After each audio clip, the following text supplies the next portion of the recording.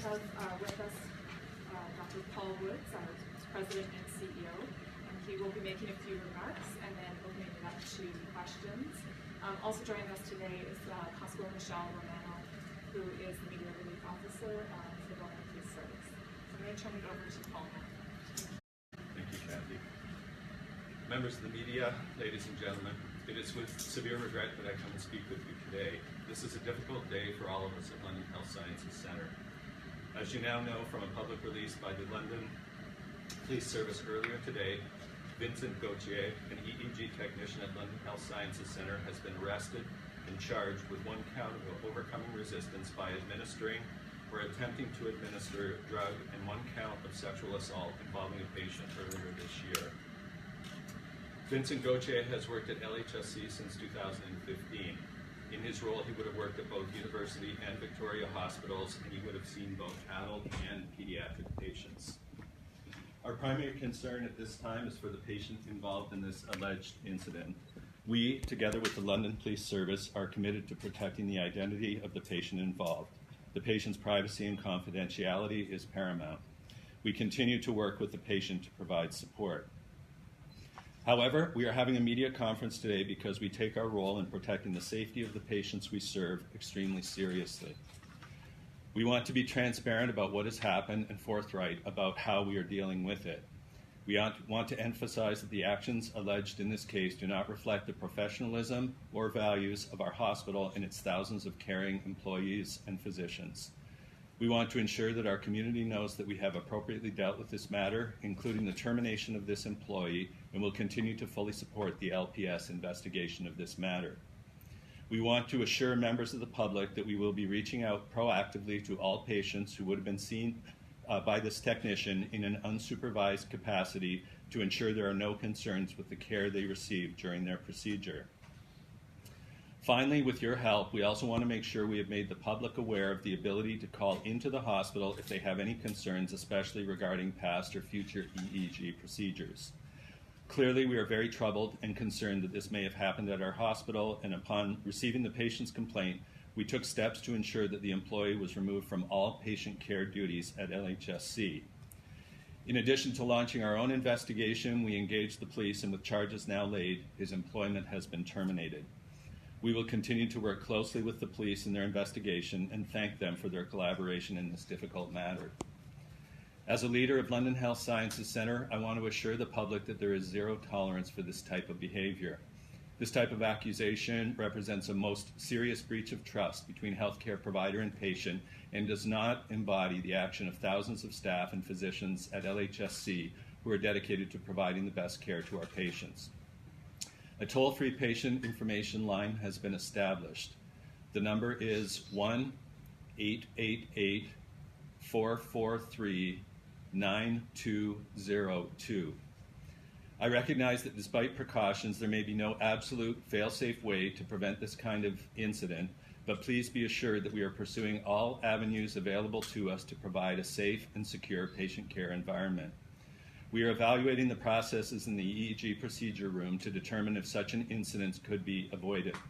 We are also looking at patient information to clearly communicate that a family member or friend can be present during procedures. Let me conclude by saying I remain steadfast in my belief that one individual's actions in no way represents the thousands of staff and physicians at LHSC who are dedicated to providing the best possible care for our patients. I will now open up the floor to the media for a brief question period. Dr. Woods, it says in the, Hi, Celine. Hi. It says in the police media release that the Mr. Gauthier was not terminated, he was suspended in April. Yes. Yet police started investigating on May 11th. There's some discrepancy in time there. Was this not brought forward to the police right away from the hospital? I'll defer to the LPS on that. Yeah, I'm just wondering what the protocol is there and why the timeline, why the difference in timing? That's an investigative detail that we're not prepared to get into, and it will come out during the court proceedings. Okay, so you can't say then if the hospital did contact police right away in April opposed to May? The hospital's working very well with the police in the ongoing investigation. I'm just wondering if Dr. Woods can answer this part. When there is an investigation such as this one, or a situation like this that comes up, does the hospital do then, as you were saying, their own investigation ahead of time before getting police involved?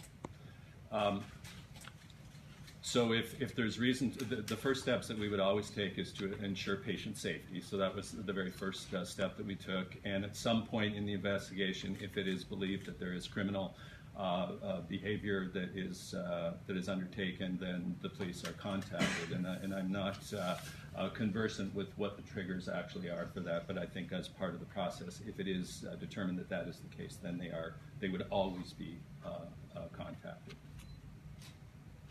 Dr. Woods, I was the one who confessed initially. Hi. Why hasn't a photo of him been released? How are patients supposed to remember the person that they saw? That would not be our decision to release a photograph. I think I defer to the police investigation on that. As an investigative detail, the photo of the accused will not be released. At this time, we are satisfied we have him. His identity has been confirmed. We do appeal that if there's anyone that has concerns that they may be a victim of a similar case, to please contact the London Police. But you don't think that'd be more effective releasing a photo? Like, do you remember the name of your medical tech when you go for an appointment? Whereas if you see a photo of him, that might be more likely to jog your memory. Like, I did have an appointment with this individual. You don't think that'd be more effective? That's part of the investigation. However, the circumstances in relation to this case are very unique. That if someone feels that they may have been sedated during an EEG, that is not normal procedure, and that's why anyone that may be fearing that, please contact the London Police and we can explore that further. And we will be reaching out to each of the patients that did have contact with this technician actively. And just to follow up, what kind of criminal background checks do employees at the LHSC go through? We have a standard vulnerable I can't remember what Vulnerable person screening. vulnerable person screening that we do for all employees, and it was undertaken with this employee as well. Where did the alleged assault occur? Did it happen in a room or did it happen in a hallway? It would have happened in a room during the procedure. And you mentioned one of the allegations is administering a noxious substance? Sorry, I was taking pictures.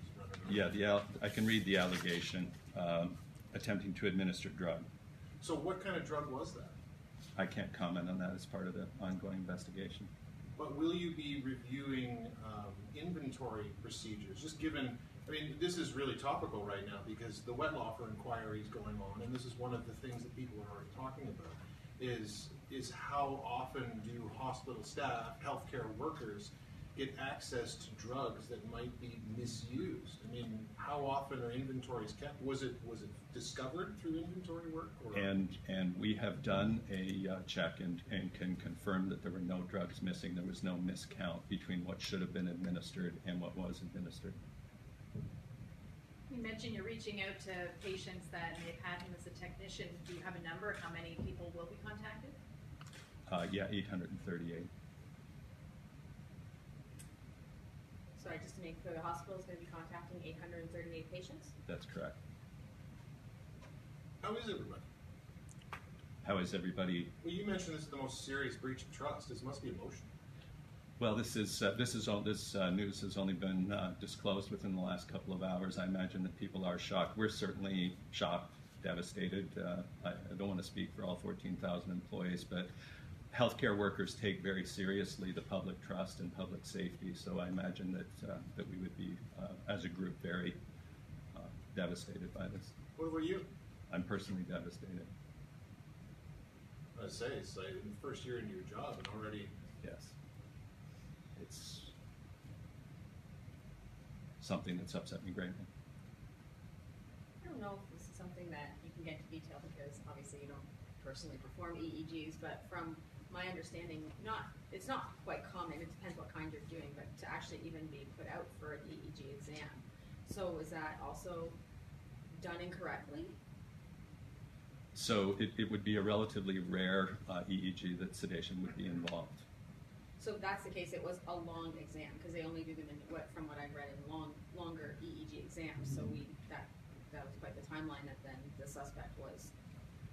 And I can't comment on the details of that. I mean,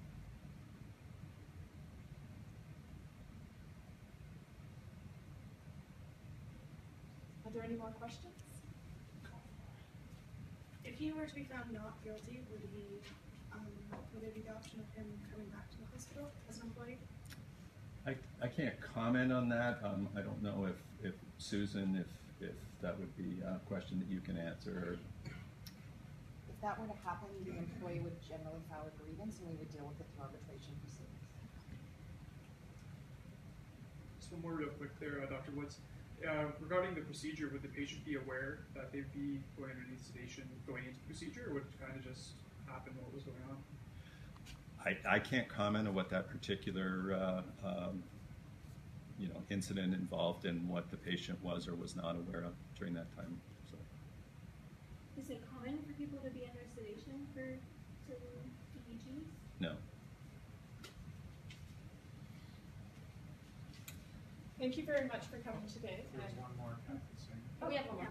Sorry, I was just wondering if there's going to be any counseling or what is going to be offered to like patients if they had any allegations towards the accused right now. Well, we have established a hotline, and so we are just in the process of setting up an actual evaluation of a specific complaint or concern, and then we will hand over to the police as part of their investigation as well. In terms of counseling, I don't think that's something that we have discussed at this point. Certainly something that we would be open to if we discover the need for it. I don't know if you know the answer to this. In terms of the 800 and I forgot 38, did you say patients? Yes. Do you know if it's majority female, male? Is it an even number? I can't comment on that. I mean, about half of them are at University Hospital, about half of them are at Victoria Hospital, and some of them are actually pediatric patients as well. How are you going to contact them? By mail? Yes. And we're also, using this opportunity to put the 800 number out there if people have a concern. Do you know how many of those patients were sedated for the procedure, since you said it's not common? No, I don't have a count on that. And what's the 800 number again? So it's 1-888-443-9202.